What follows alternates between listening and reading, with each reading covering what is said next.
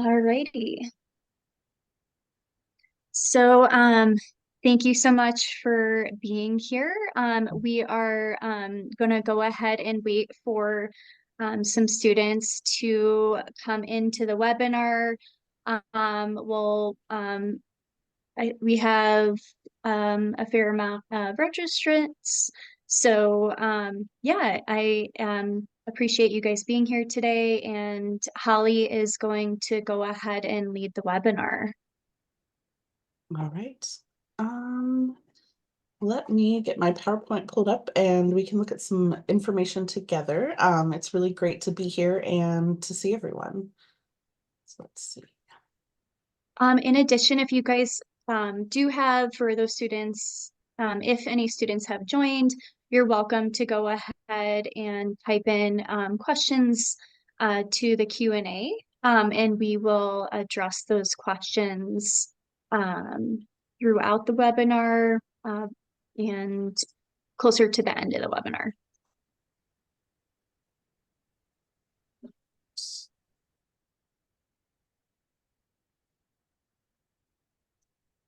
Can everyone see my screen okay? Yes. Looks great, Holly. All right. Okay, well, welcome everybody. My name is Holly Brown. I'm Director of Graduate Studies at the School of Information at the University of Arizona. I oversee our MS programs, our library science programs, as well as the PhD in information. So what I'd like to do today is kind of just take some time. I've got some slides to go over the basics of sort of getting started at the U of A, some things you might want to know about registration, a little bit of info about resources and coming to campus, a little bit about the degree itself and what that looks like. I'm going to kind of skim over a whole bunch of information. We also have a new student checklist that should be sent out to you once you accept admissions.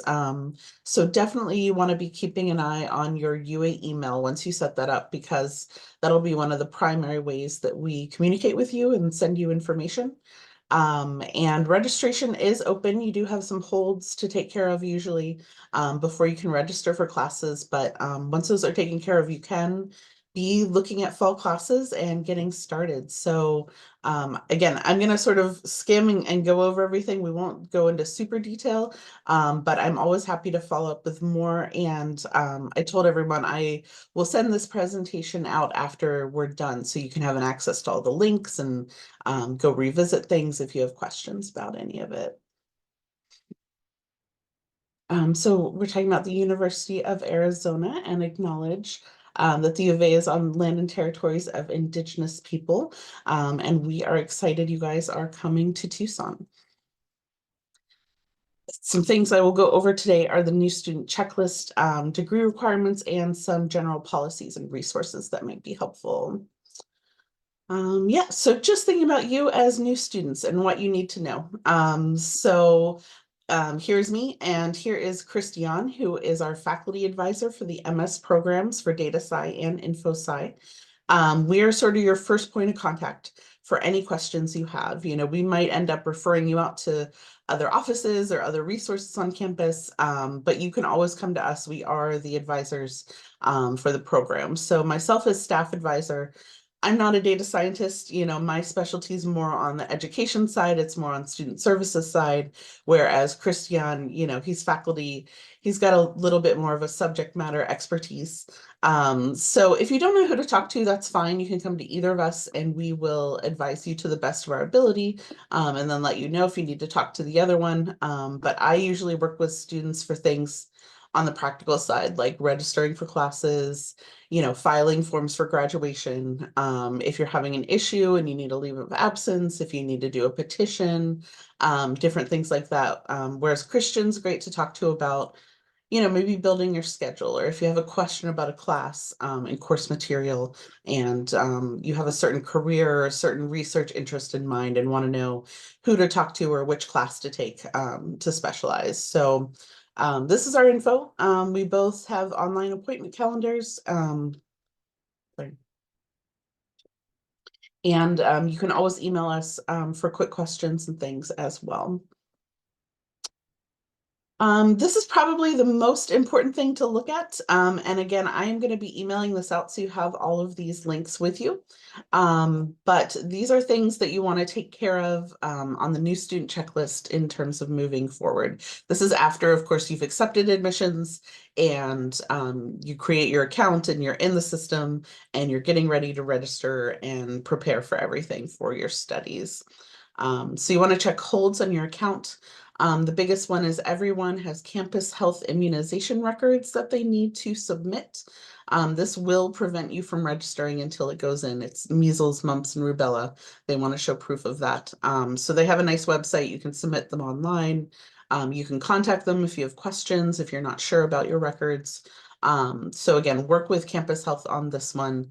And all international students are also required to sign up for insurance. And Campus Health helps students get in touch with a student insurance that they offer through the U of A. So those two things can be taken care of with the Campus Health office.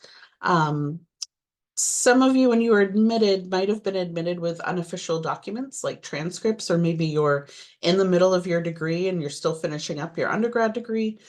You might have had a notice when you were admitted that you still needed to submit official documents. So this hold doesn't go into effect until your second semester, but a lot of students forget about it. So you can take a look at this hold and I'll show you where you can see this.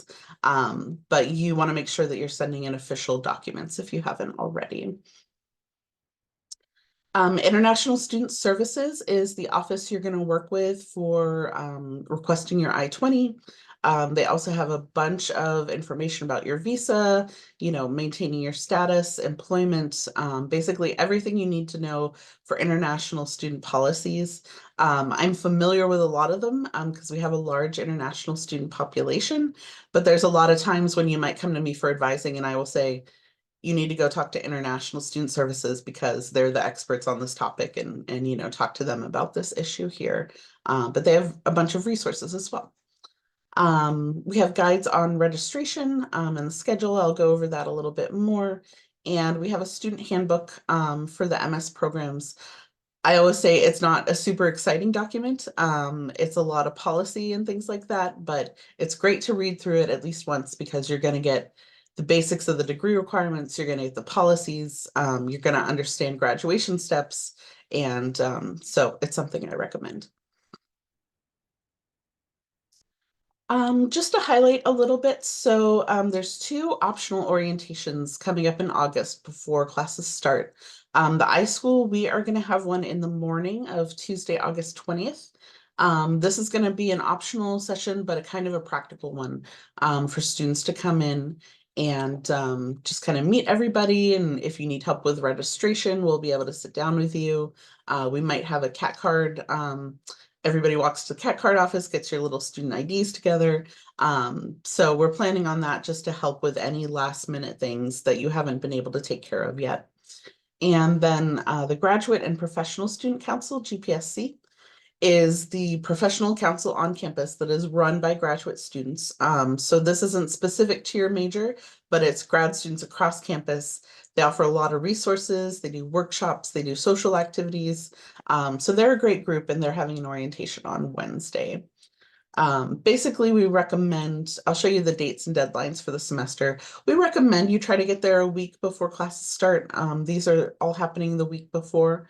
If you're able just to get settled, just to meet people, just to take care of things, if you're able.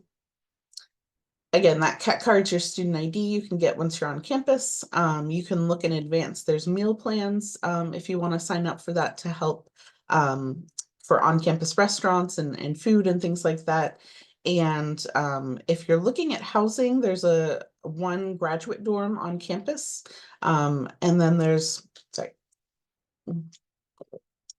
an off-campus housing guide as well. And most people are living off campus in Tucson. We don't have enough housing for everybody on campus. So most people are finding an apartment complex. They're finding a house to rent. This off-campus housing can really help with that. I am also planning on having a current international student Q&A, hopefully in the next 2 weeks, where we'll have current students on campus come join and be able to meet with everybody and just kind of, we know there's a lot of questions about like, how do I find an apartment? Do I need a car? How do I get a cell phone? You know, all those sort of practical things. So we're hoping to host a session soon with current students who can just kind of chat with everybody and answer those. So once again, keep an eye on your email because we might be following up about another information session coming up. UAccess Student Center, uaccess.arizona.edu. This is where you're going to access everything for your degree. And this is just a little snapshot of that main page, and you can see holds here and you can see notices here. So again, going back to the campus health hold and different things like that. This is where you can log in. You can see what holds are on your account. You can click on them. They'll show the date. They'll show how they affect you, all of the information there. So this is a good place to start just to see your student information. This is also where you'll register for classes. You'll see your student record. Obviously here, once you register, you'll be able to see your charges and things like that. So it's a good idea to maybe check this out and start poking around in UAccess Student Center. Again, I'm going to skim over some of this, but International Student Services, they have a new to main page. This is going to have all your information about I-20s, visa. They do have an airport ride request that'll open up later in the summer, I think. So whenever you arrive, if you're here within a certain, I think within 2 weeks of the start of classes, you can actually request a ride from the airport, which is really nice. And it's going to go over basically everything you need about your I-20 and getting to campus and getting to the US. I also highly recommend their success guide, which goes over a lot of those questions about like, what are some basic laws in the US I need to know? Like, how would I open a bank account or how would I get a cell phone? So the success guide is really helpful. And again, we'll be sending this out so you'll have access to all of this information. This is some information about the airport team. Again, it's kind of right before classes start. So that's going to open up on July 1st that you can start requesting a ride from the airport. And yeah, this is the success guide. It's a nice PDF and website, but you can see it's going over financials, settling in, transportation in Tucson, health and wellness, health insurance, all that kind of stuff. So it's a great guide to look at and be prepared in advance. Yes, and just some practical steps. And again, you can talk to ISS and look at their website for the steps on your I-20 and coming to the country. But after you receive your visa, there is a visa and travel update e-form that you can submit online through International Student Services that kind of alerts them, you know, that things are being processed, that you're coming. You can submit the airport ride request e-form for pickup. And then once you are in the country, you will need to do a check-in e-form as well. You basically just go online and are going to confirm that you've arrived in the country. And that might have a hold associated with it. So it's important you look into that and get that taken care of. And then there's a D2L new student tutorial that's available 30 days before the semester begins, so probably late July. All right. Just some dates. Academic calendar again is here. So the classes begin for fall, August 26th. And again, we recommend you be in Tucson maybe a week before, if possible, at least, just so you have time to settle in and get things taken care of. This calendar is available to you, but I just highlighted some dates here. The fall semester is going to end officially December 19th. Some people are done a little earlier depending on the final schedule, but December 19th. And then the spring semester begins January 15th. So just note there is a break in between December and January. The winter break is in there. And then if you're looking ahead, you guys probably won't be spring 25 graduates. So we can talk about commencement and that sort of thing when you graduate. But I threw some dates up here. And this is just a snapshot, dates and deadlines for the semester. So you can see there's a guide about first day of classes, you know, the last day for a refund to drop a class, if you need to complete withdrawal and things. So these are the kind of information that we send out to students. We do a weekly digest to your email. and keep you apprised of everything. But this is available to you as a resource to see the whole semester and all of the deadlines for things. Okay, looking at data science, again, everything's on the website, so you can take a look. But what we have here is the core courses. So there's 4 core courses that you're taking. Every class usually equals 3 units, and the full degree is 30 units. So you're taking 10 classes essentially. Full-time enrollment for grad students is typically 9 units a semester in the fall and spring. So the degree takes about 4 semesters. It depends on if you do summer. Part of the requirement is you are supposed to be making forward progress and every semester towards your degree. And when you're meeting those 30 units and those requirements, you're filing for graduation. So you're kind of there's a little bit of room for maybe an extra elective or something in there, but for the most part, every semester you're supposed to be taking classes towards your degree requirements. We recommend students take the core courses within their first year, within their first 2 semesters. So it might be good to take 1 or 2 in your first semester coming up and signing up. So I will tell you this Info 511 Foundations is a brand new class, and we're still working on getting it on the schedule. So you might not see it when you go to register, but it is something that we're working on getting on the schedule, and we will alert students whenever it's ready for registration.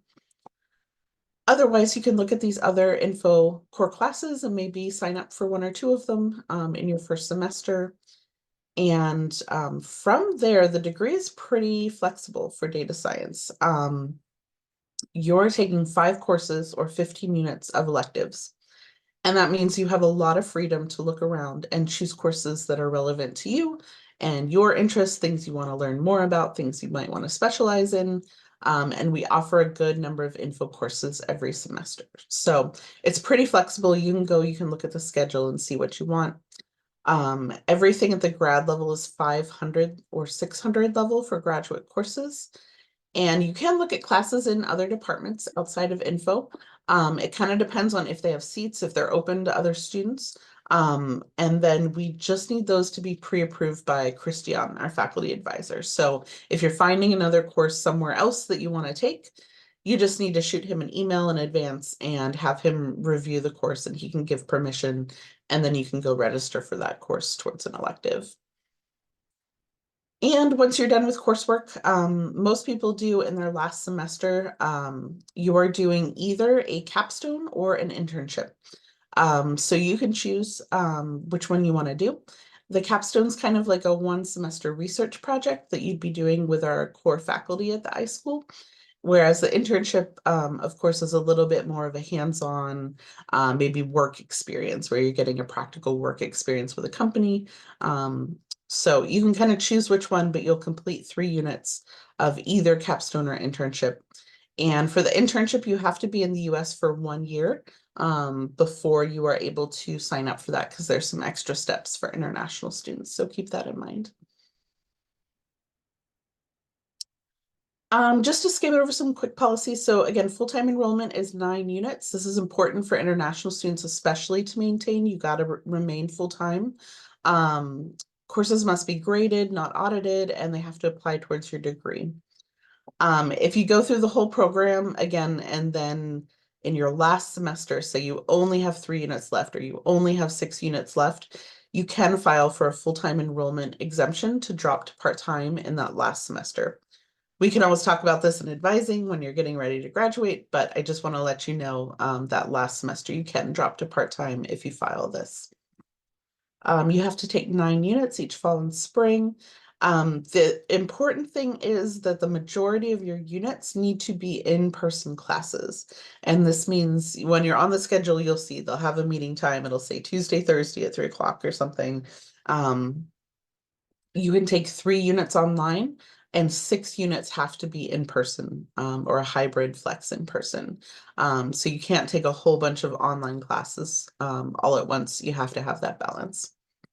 And normal progress towards the degree, and you have to maintain a 3.0 GPA, which is a B average. If you drop below that 3.0, you will be on probation and have a time period to get off of it. And we can only accept C degrees in elective courses. If you get a C in a core course, you have to retake it. And we can't accept grades of D or E towards graduate studies. So essentially, you want to be making A and B grades in all of your courses. Let's see. This guide, I will put this in the chat, is a really nice little guide for how to register for classes and how to use UAccess Student. I won't go over any of this in detail again because there's a lot of information in here, but you can take a look at everything, your shopping cart, some tutorial and videos and stuff here. So please take a look at this because registration is open now and you can take a look at everything and finish that up. There's a tuition and fee calculator for the cost. Tuition and fees are always due on the first day of class. So you're going to pay every semester individually for what you're registered for. And the bursar's office is the office that manages payments. And the financial aid office is the one that would manage any scholarship, student loans, any of that kind of stuff there. I definitely recommend taking a look at the bursar's office in advance. You can pay online with like a credit card or whatever, but if you're doing something like an international bank transfer or wiring money, that can take a little bit more time and you want to make sure that you have all of the instructions for what you need. So definitely take a look. They have payment options. You can reach out to them if you have questions. They will definitely work with you with what's needed to get your payment over for that first day in August.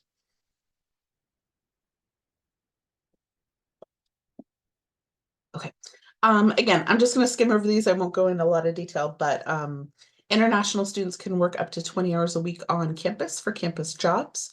Everybody's interested in assistantships. Those are nice because they cover some tuition, they give you a stipend, they give you healthcare. I will say they're very competitive. I don't know of any in the iSchool right now, but whenever I do try to share with our current students so we can recruit within our current student body if we're ever hiring anybody. But yeah, just know I'm not sitting on any sort of secret assistantships or anything. If we need to hire, we will reach out to students and ask for applications.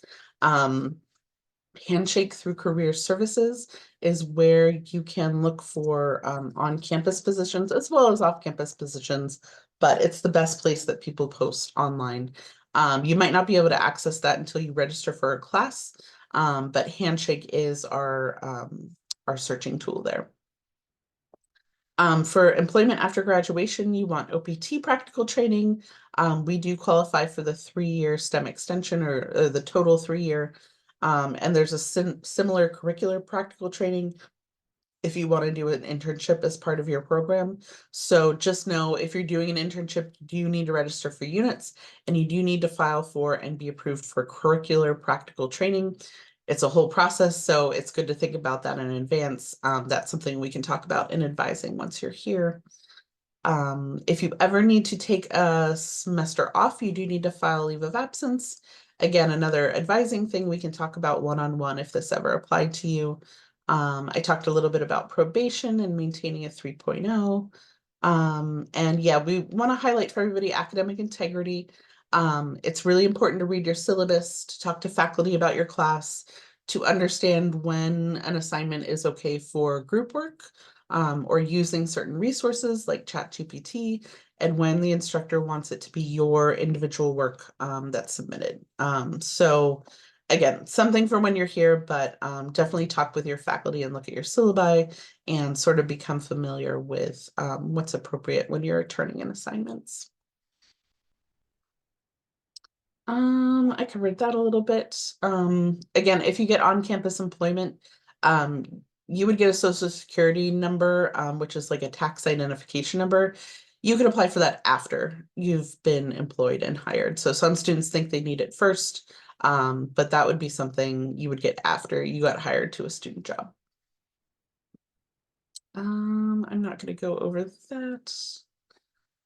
Again, we'll share this with you. This is just a whole bunch of resources. There's so many offices on campus that can help you out.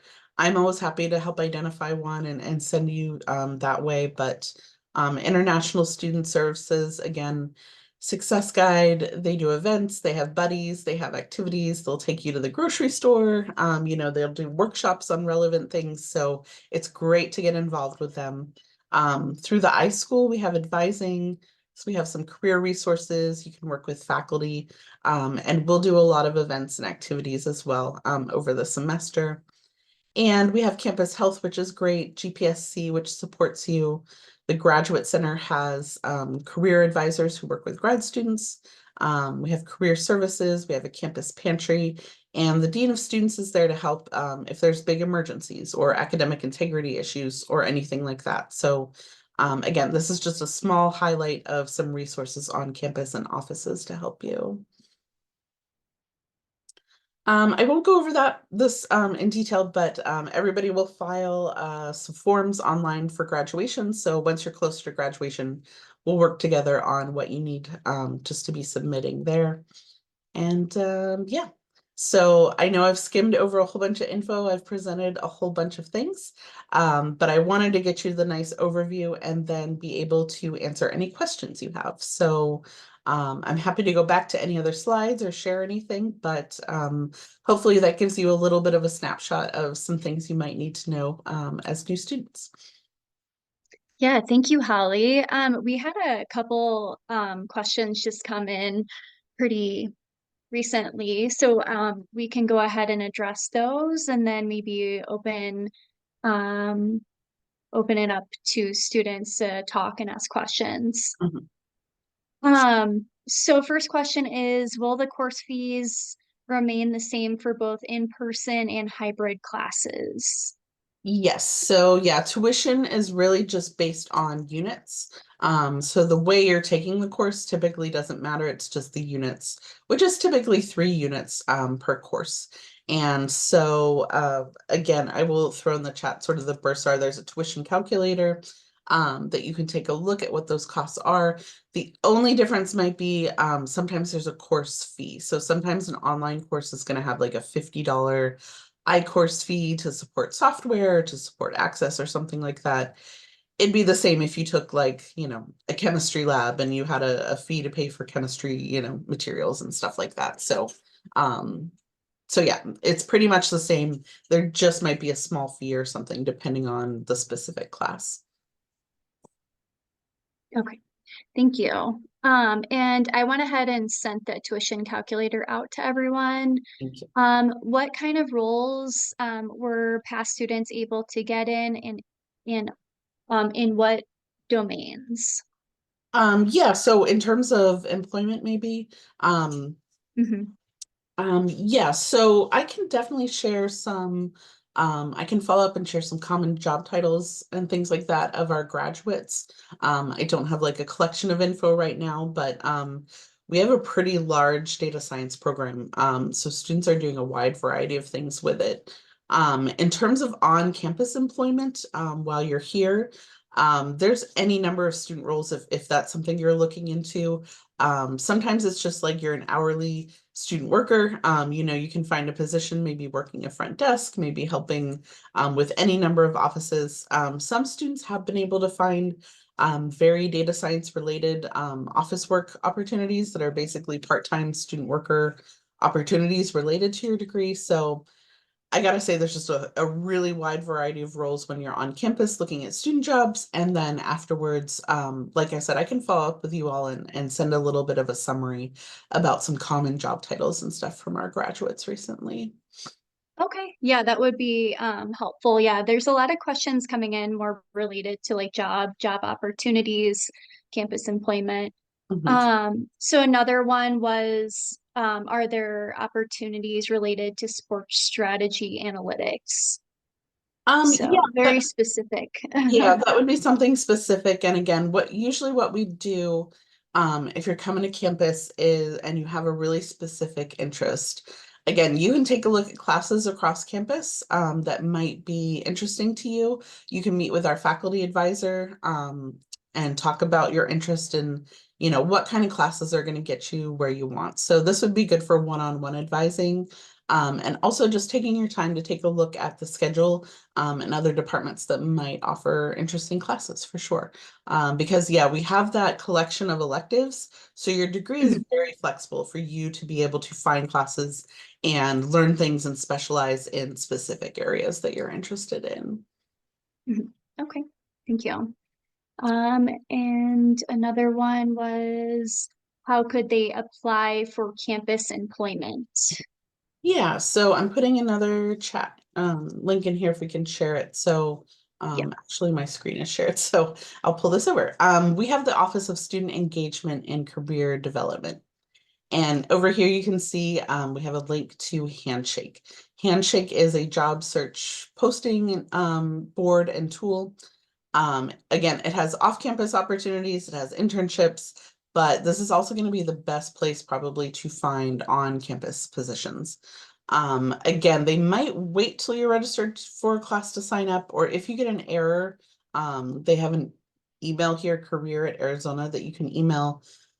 If you have any issues just signing up for an account, you can reach out to them. Excuse me. But yeah, I would recommend starting to take a look here. The nice thing about career services too is they do offer career fairs. So if you go to their events, let's see if they have an event. We'll find it.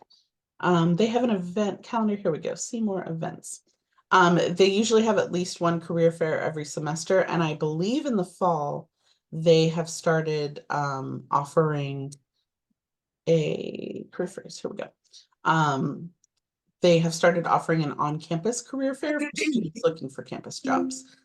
So again, I'm not sure if their calendar's all updated yet for August. Yeah, it's going through June right now. But this is the kind of stuff that we email out to you in our weekly announcements. But it's also good just to know about this office and take a look at their calendar and keep in touch with the resources. Career services, this office will also, they have resume guides. You can send them your resume. You can meet with a career counselor, go over your application materials and everything too. So they're offering a lot of resources to you in terms of finding positions. Awesome, thank you.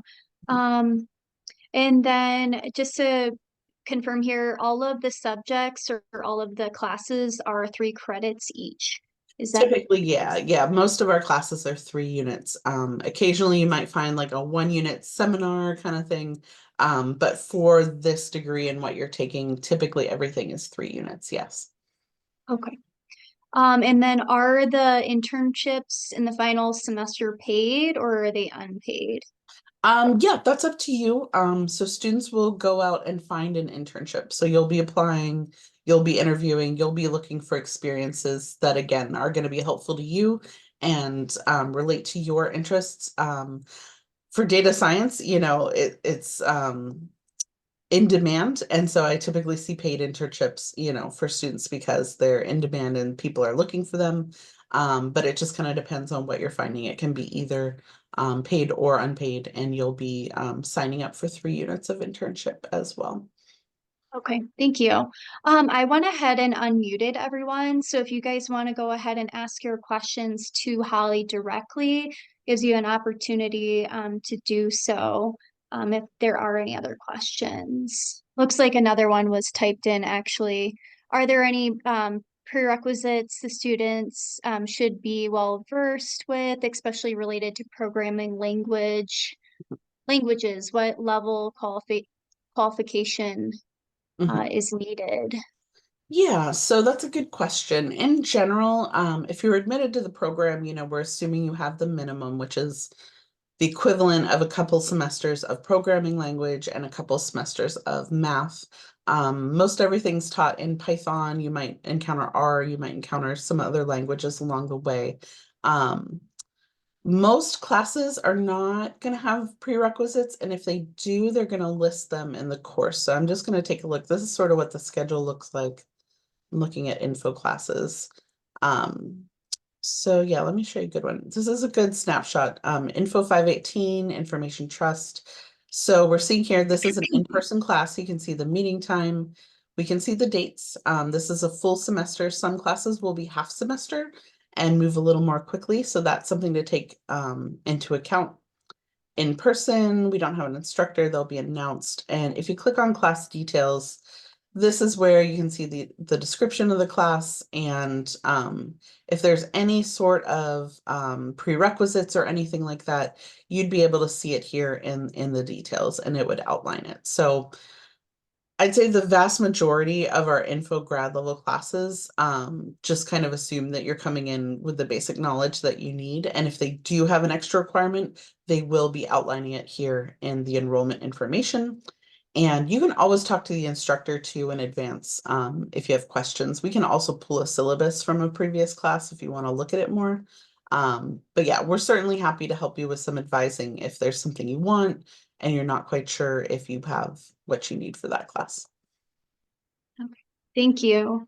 I have a raised hand. If you want to go ahead and ask your question, if there is something that you wanted to ask Holly. Yes, hi. Like to know about the prerequisite for getting the fellowship Mhm. Um, and what kind of what is the amount we can expect from the fellowship? for the assistantships, like the Yes, teaching please. assistantships, yeah. Yeah, so the graduate assistantships that I mentioned before, they can come a variety of ways. They can do a wide variety of things. The most common is like a teaching assistantship, where you're assisting with a class. The other ones are research assistantships, where you might be working in a lab with a faculty member doing research.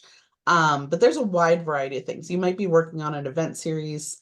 I know campus housing hires assistantships for students just like to help with housing and issues on the dorms and things like that. So there's a wide variety of ways that you could get an assistantship and what those duties would be. So it's really going to depend on the department hiring and what they're looking for. You would probably find a job posting and you would apply for it like you would a job or an internship. So they're probably going to want some version of a resume, maybe a letter of interest, why you're interested in that position and why you think you're qualified for it. And then they might follow up and do an interview or something like that along the way. So I treat it like a job and kind of be applying and trying to match your skills to what they're looking for. The qualifications are usually just being a full-time student. Actually, if you're hired into an assistantship, you can drop down to 6 units to be full-time to kind of help balance your work. But yeah, mostly you're supposed to be a full-time student. You're supposed to be in good standing at that 3.0 GPA. And then it would just be about your own personal qualifications and how you match the job description. Okay, thank you. And are there any graduate scholarship awards for the for the Yeah, data science students? I can talk about that. So yes and no. So we have a good grad funding page that I will also share in the chat that goes over costs and funding. Some chat here. So this is a really nice overview to take a look at tuition and fees, how that all works, the tuition calculator. Okay, so for assistantships here, we do have a resume bank. So this isn't like we have jobs right now that we're hiring for, but this is more if you want to put your resume in and in the future we're hiring, we have a resume on hand and, could reach out to you. So that's something to think about. Departmental funding, this is typically tuition coverage, and we can't fully fund students, but every semester we have some funds, a little bit of funds to help students here and there. We actually, well, I won't talk about that. But for the fall semester, the deadline for that has passed, but you'll be able to apply for spring funding starting in October. So we'll send announcements about that to apply.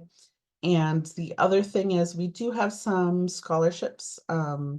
These are essentially like donors have come to us and donated money for specific students, fulfilling requirements. So there's more information. You can learn about that here, but you can apply for scholarships.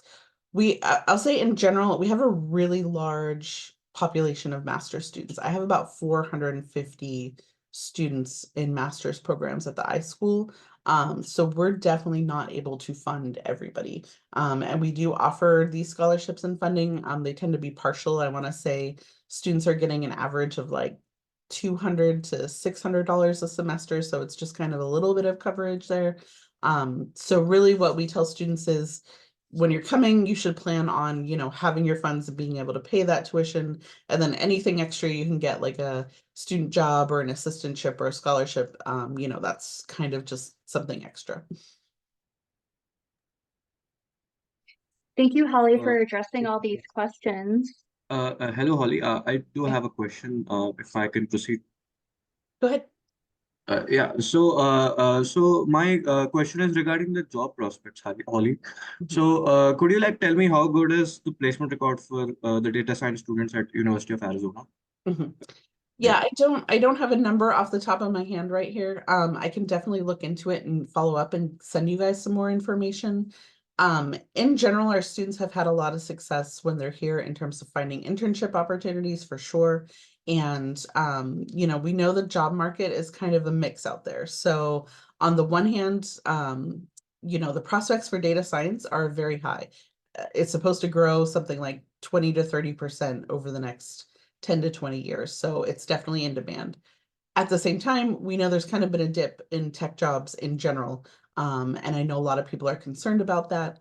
Kind of the information I've been reading about is like specialization is the way to go. So if you want to specialize in AI and machine learning, we definitely have the means for people to do that here. I was just talking, we're trying to do an internship program with Raytheon, which is a government organization here in the US. And I was talking to them and they were like, we have more work than we can even cover. We're desperate for students. Like, we really want people. So it really depends on the industry and the specialty you're looking into in terms of future jobs and what you're looking at. So I think in general, our students have been able to find success right after graduation in finding positions. And it kind of depends on your specialty and your field.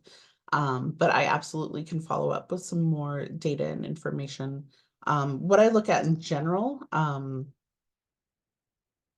that might be helpful just conceptually is this is a US ONET online site about just kind of pulling in data and statistics and stuff like that for different fields. So again, I'm putting the link in the chat for this, and it kind of has the job outlook and information you can look at about state by state and wages and how they're hiring and projected growth you can see here is high. So this is a good, nice little snapshot overview too, outside of just our program, but in the US in general for data science. Thank you, Holly. Looks like we have a question about how professors are assigned. So yeah, on the schedule, again, like we were looking, some might not have a professor listed for a class yet. Our different faculty have different expertise, and that's sort of how they're assigned to classes. Actually, let me pull up the directory. So yeah, if you're on the iSchool page, this is actually good to look at anyway. You can come look at our faculty. I'm going to pull up core faculty. Again, Christian is our faculty advisor, so he's kind of the main contact for all of us just in terms of the program. But students, again, you'll be taking classes with a lot of faculty. You can definitely follow up with them, get advice from them, talk about working with them on a capstone or research for sure. So again, they're sort of assigned to classes based on their different specialties and their experience there. And you'll be able to see that on the schedule, who's teaching. Again, we're sort of still doing a lot of hiring, so you might see a blank faculty name for now because we're trying to hire new faculty and see where people are fitting in. But this is a nice overview, and you can also see like what people's specific research interests are. And usually if you click on their websites too, they might have their own personal website or just more information about them. So yeah, it's great to get to know the faculty, and you can look up more information about them here.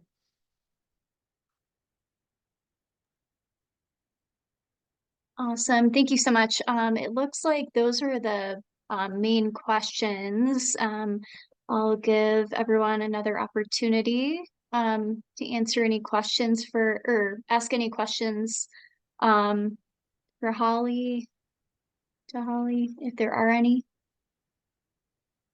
you can go ahead and unmute yourself if that is the case. Hi, Daisy. Is GRE mandatory for biostatistics program?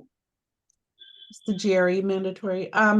I don't know about biostatistics specifically. GRE isn't required for us for MS Data Science. If you were looking to add something different or looking at a different degree, you'd want to take a look at their website and their requirements, which you can look up in Grad App. Okay, please. Thank you. Thank you.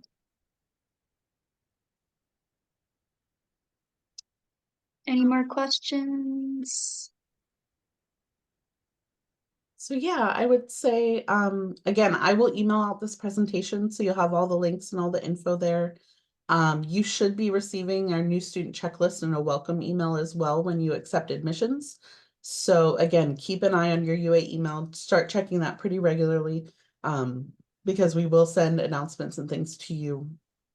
The most important thing right now is start looking at your holds on your account, getting those taken care of, sending in records, things like that.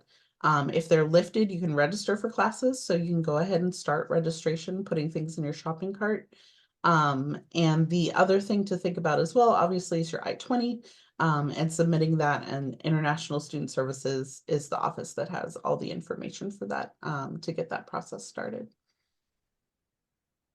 Awesome. Well, thank you so much, Holly. Like she said, you will get a recording. And then in addition, you guys can reference the webinar chat. It has all the links that she had, shared with us. So you can reference that for any questions that you do have. And yeah, I just want to thank everyone for joining today. Genuinely appreciate Holly for taking the time to address all these questions that everyone has. And we hope that everyone has a wonderful day. Look forward to, helping you guys throughout the admissions process and getting started at University of Arizona. Thank you, everyone. Yeah, Thank very you. much. Thank you, Thank for you, your time. Holly. Thank you.